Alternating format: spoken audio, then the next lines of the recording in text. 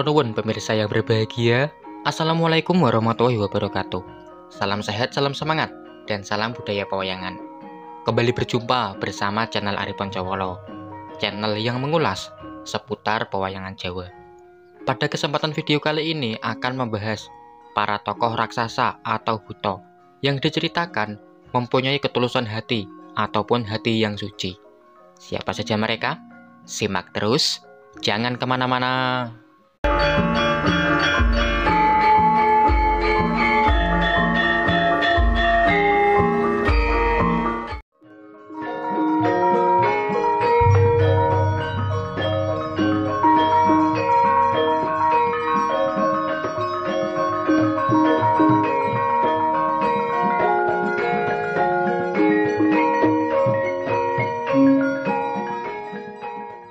Dalam cerita pewayangan Jawa terdapat salah satu bangsa atau kaum, yakni kaum raksasa atau kaum buto, yang mana pada umumnya mempunyai sifat angkara murka dan juga serampangan dalam tata bahasa.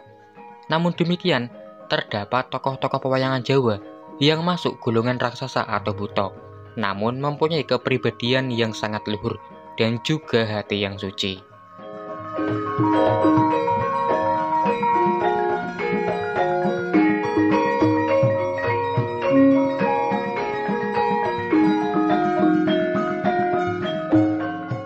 Yang pertama ada Resi Wisnungkara, tokoh pewayangan Jawa yang diceritakan merupakan masih cucu dari Sang Hyang Bathara Wisnu. Tokoh yang diceritakan merupakan seorang pertapa bertubuh hitam, yang diceritakan adalah juga termasuk salah satu titisan dari Sang Hyang Bathara Wisnu.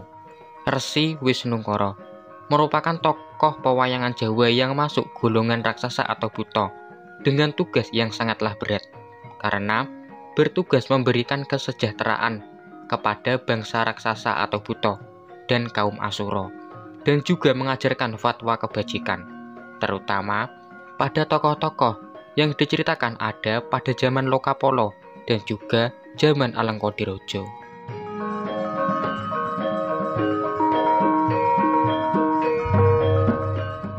Tokoh yang kedua adalah Raden Sukosrono.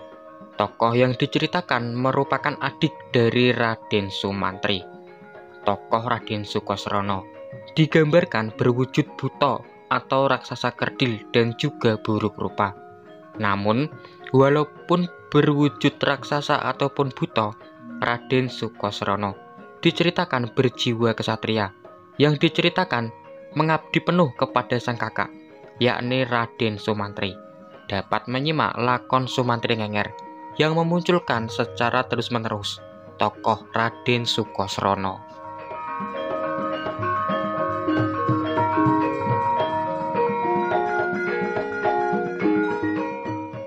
Lalu ada juga tokoh Prabu Sumali, salah satu raja dari kerajaan Ngalengka atau Ngalengkodirojo. Prabu Sumali juga merupakan diceritakan salah satu murid dari Resi Wisnungkara. Hal tersebutlah yang menjadikan Prabu Sumali walaupun berwujud raksasa ataupun buto, namun berwatak brahmana, bahkan menjadikan salah satu kejayaan dari kerajaan Ngalengkapura. Hal tersebut menjadikan Prabu Sumali diangkat menantu oleh Bathara Brahma dengan menikah bersama Dewi Desidoro. Bersama Dewi Desidoro, Prabu Sumali kelak akan menurunkan dua tokoh pewayangan Jawa dari Pakem Ramayana, Dewi Sukesi dan Raden Sukeso.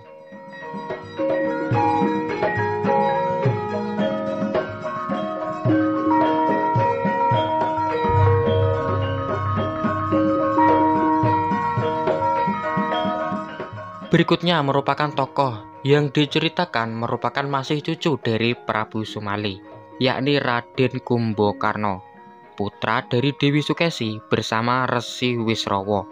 Dewi Sukesi merupakan putri dari Prabu Sumali.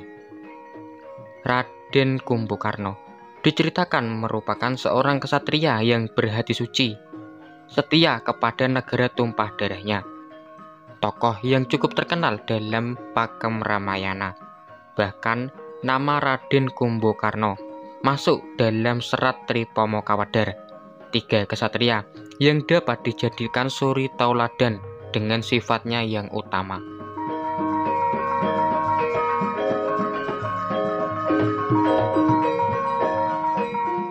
Berikutnya adalah tokoh dari pakem Mahabharata, Resi Bagaspati atau Begawan Bagaspati, seorang pertapa yang diceritakan berwujud raksasa atau buta. Terdapat beberapa sanggit mengenai asal-usul dari Resi Bagaspati. Ada yang menceritakan berasal dari seorang manusia yang berwajah tampan. Namun ada juga yang menceritakan bahwasanya sejak awal sudah berwujud raksasa ataupun buta. Resi Bagaspati diceritakan merupakan menantu dari Sang Hyang Ismaya karena menikah dengan Dewi Darmanastuti yang akan menurunkan Dewi Pujawati. Dewi Pujawati ini kelak merupakan istri dari Raden Narasoma atau Prabu Salya. Resi Bagaspati atau Begawan Bagaspati merupakan tokoh pewayangan Jawa yang mengajarkan kepada Prabu Salya atau Raden Narasoma pada saat itu akan kesetiaan berumah tangga, kesetiaan seorang suami kepada istrinya, dan juga sebaliknya, kesetiaan seorang istri kepada suaminya.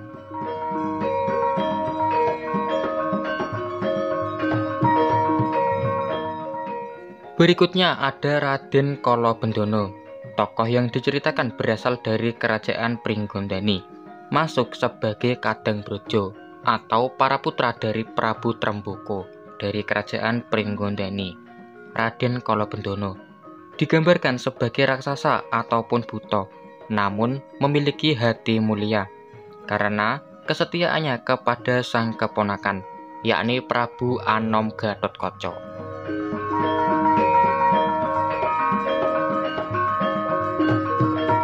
Ada juga tokoh pewayangan Jawa yang termasuk anggota dari Kadang Tunggal Bayu atau para murid dari Sang Hyang Bathara Bayu, Ditya Wiljajawreka, tokoh pewayangan Jawa yang diceritakan berwujud raksasa atau buta.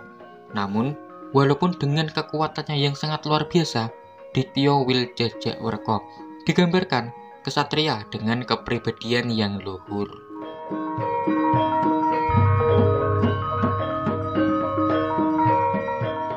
Sebagai tambahan, yakni Buta Terong, tokoh yang digambarkan sebagai seorang buta yang mempunyai hidung besar yang menyerupai terong hingga menutupi mulut. Meski ada pada rombongan buta sandungan yang bersifat angkara murka, Buta Terong selalu mengingatkan akan kebaikan, namun sesuai dengan gambaran fisiknya. Buta Terong mempunyai suara yang bindeng yang membuat ucapannya tidak jelas dan juga seringkali tidak didengar oleh para buta sandungan yang menjadikannya hanya idem lalu mengikuti kegiatan dari para buta sandungan yang bersifat angkara murka dan bertujuan untuk menghalang-halangi langkah dari tokoh-tokoh Bambangan dalam cerita pewayangan Jawa.